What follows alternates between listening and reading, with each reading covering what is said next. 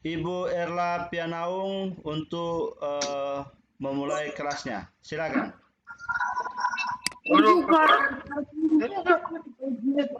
Opportunity to me to have a meet class, online class with student. Terima kasih untuk Arti yang sudah ikut membantu pembelajaran di hari ini. We can start to education, learn about navigation. We can start learn about navigation. Jadi ini adalah kegiatan pembelajaran kelima, yaitu tentang navigasi. Next, what about navigation? Atau deskripsi tentang navigasi.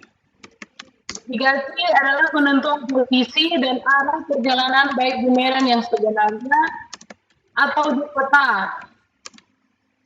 Jadi, dalam pembuatan navigasi, saya menjelaskan tentang bagian-bagian terpenting di dalam navigasi. Ada 5 media yang digunakan dalam navigasi. The first is the the second compass.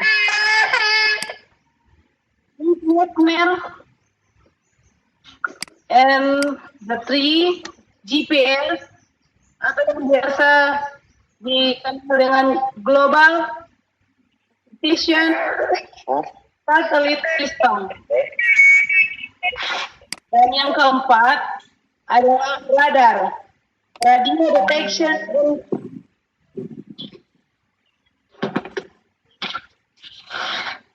Yang kelima is sonar, navigation and ranging. Jadi kita akan membahas satu persatu. Yang pertama adalah peta.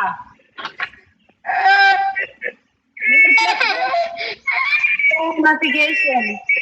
Tolong kembali ke topik navigasi. Di sini penjelasan deskripsi tentang navigasi adalah ketentuan posisi dan arah perjalanan di medan sebenarnya atau di peta. Jadi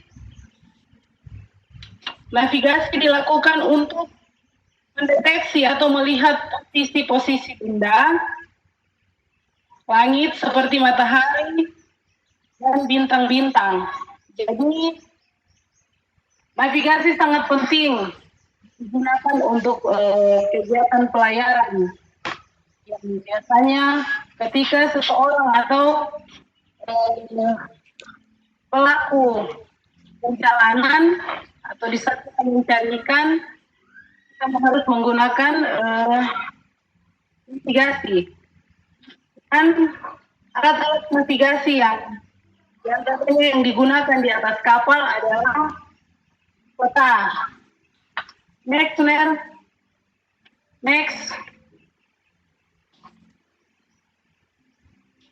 Peta. Peta merupakan pelengkap utama dalam pelayaran penggambaran 2 dimensi dalam bidang dasar. Selanjutnya, 2 dimensi itu ilmu yang mempelajari pembuatan peta adalah disebut dengan peta kartografi.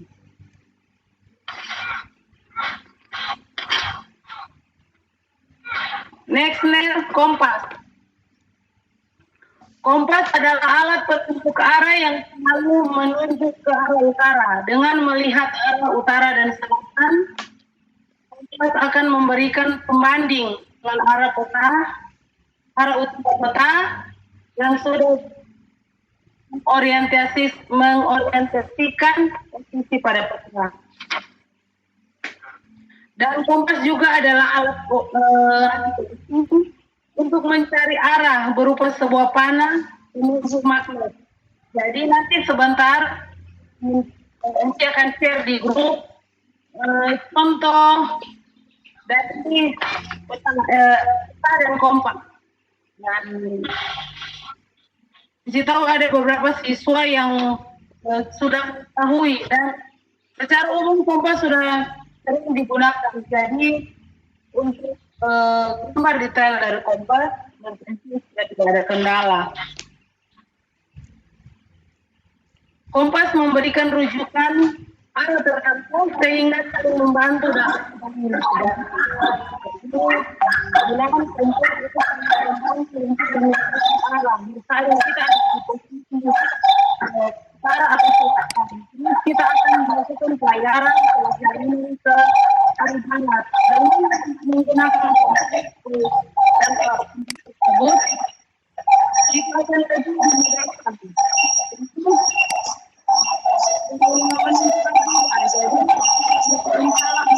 Arah serang dengan bantuan dari arah angin, kompas tersebut akan menunjukkan arah yang sebenarnya. Next, bagian yang ketiga dari alat navigasi atau navigation is GPS, Global Positioning Satellite System, adalah perangkat yang mengetahui posisi koordinat bumi secara cepat yang dapat secara langsung menerima signal dari satelit. Jadi GPS ini adalah alat yang lebih canggih lagi dan secara otomatis dapat menentukan arah. Dan juga dia dari GPS ini dapat menerima sinyal dari satelit. Jadi GPS terkoneksi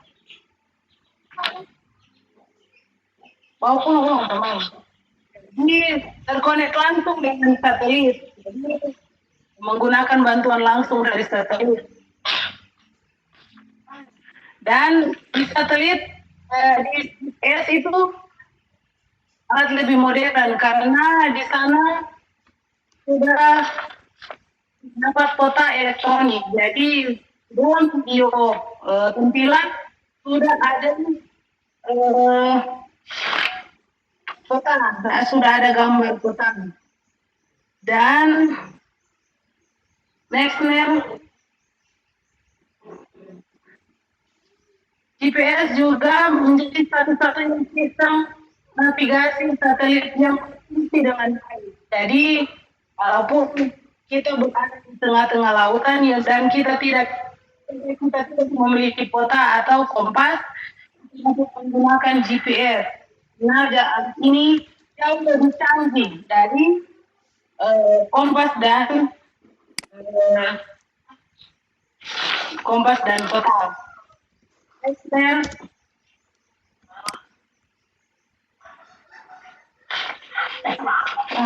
Sorry, back. Anda juga GPS telah digunakan oleh negara-negara canggih.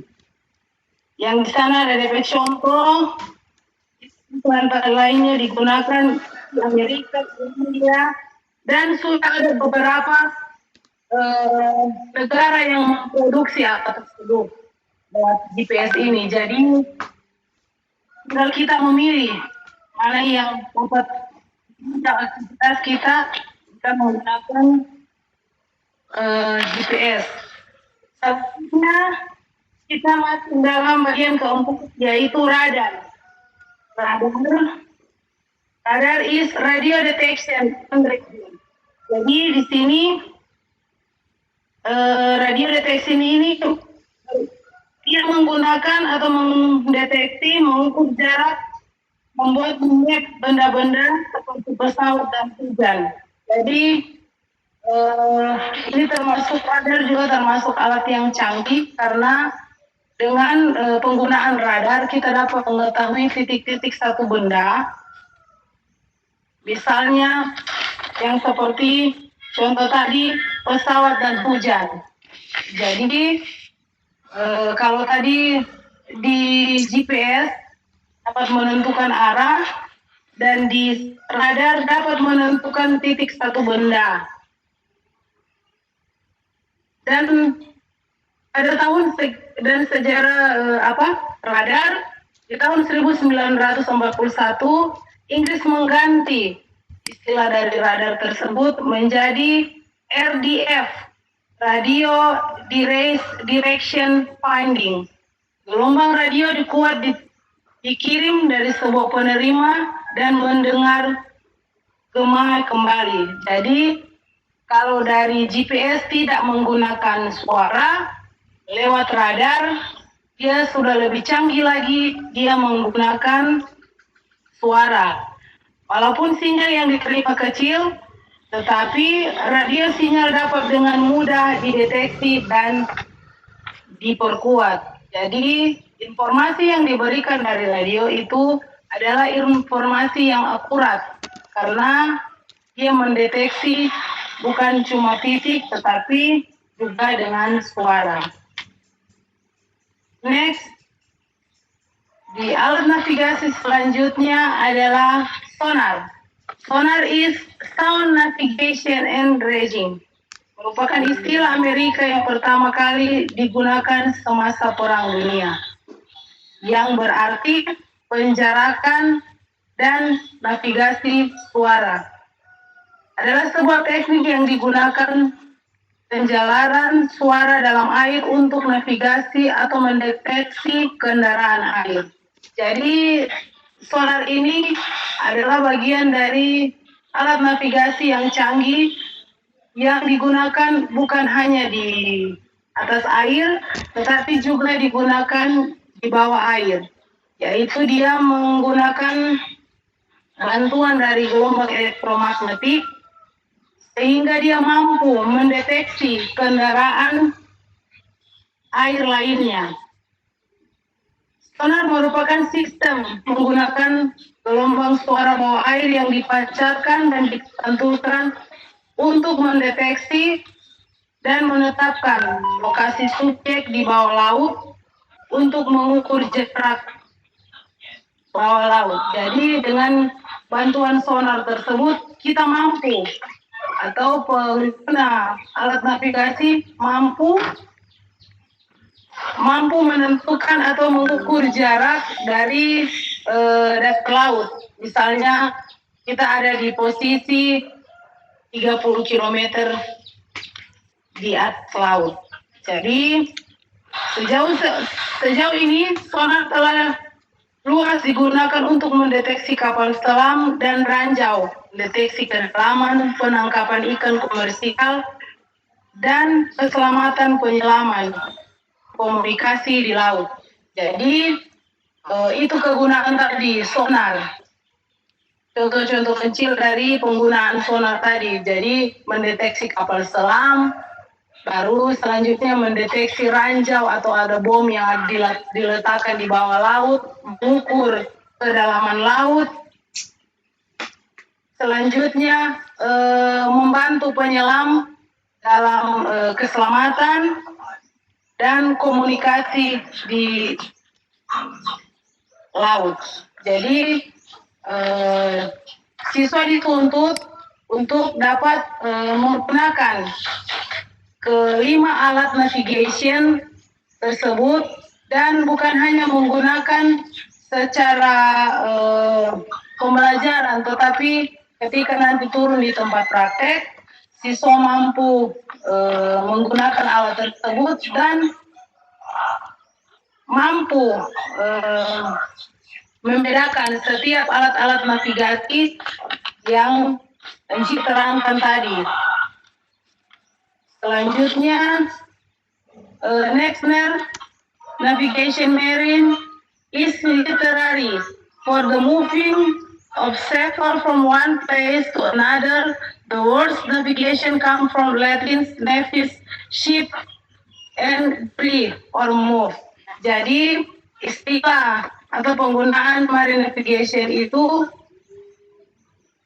dia ada terbagi atas dua kata dalam bahasa Latin, navis yang berarti ship atau kapal, and agree yang artinya move. Dalam artian di dalam penggunaan bahasa Indonesia atau berpindah. Jadi all navigation rather is done by reading the star or by GPS. Involve location, the navigator position by using no location of other things. Jadi, di dalam penggunaan marine navigation, para pelaku pelayaran akan sangat terbantu karena dengan bagian-bagian tadi atau 5 alat navigasi tersebut, kita dapat menentukan lokasi, kita dapat menentukan posisi, dan kita dapat menentukan arah angin.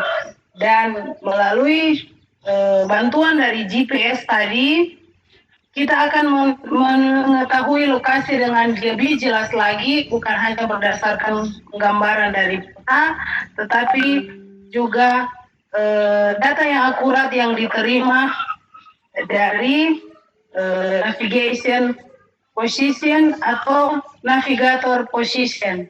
Jadi yang dimaksud dari navigator position is a seaman, atau yang dimaksud dengan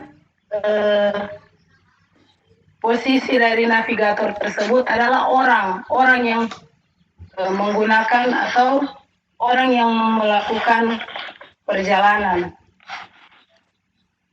Modern navigation techniques use position provided by satellite. Next, Mer.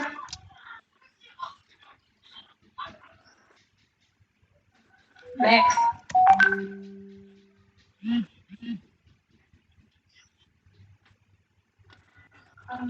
Yes. Modern navigation technique use positioning provided by satellite. Jadi untuk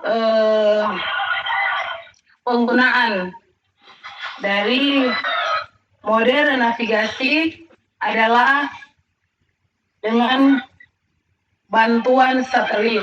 Jadi kita lebih dipermudah, pengguna atau navigator lebih dipermudah. Pengguna navigator tersebut lebih dipermudah dengan bantuan satelit.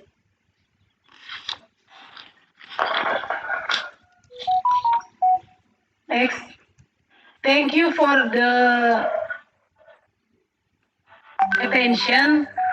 You can find the homework I can put on WA. Jadi terima kasih karena sudah mengikuti materi dari Enci hari ini, dan untuk tugas dan materi yang saat ini Enci ajarkan akan Enci tag di WA. Nanti masukkan di email erlapianaung86@gmail.com. Nantinya di situ akan saya jabarkan juga soal-soal yang nantinya akan siswa jawab. Terima kasih untuk siswa yang sudah hadir VCon hari ini, dan untuk informasi, minggu depan hari Selasa akan ada VCon untuk mata pelajaran Bahasa Inggris Umum. Untuk yang lebih jelas atau kurang memahami dari petunjuk yang Enci berikan, bisa menghubungi Enci melalui WA ataupun melalui email. Terima kasih untuk guru-guru yang sudah join, kepala sekolah yang sudah mensupport kegiatan ini, Mner Arpin yang sangat-sangat membantu, karena saya sedikit awam dengan aplikasi ini, dan hari ini boleh membantu saya mengajar siswa melalui VCon aplikasi Webex Meeting. Minta maaf untuk PowerPoint yang pas-pasan. Saya belajar meski belum semahir Ner Alan dan Ner Kifli, tapi paling tidak boleh terlaksana hari ini.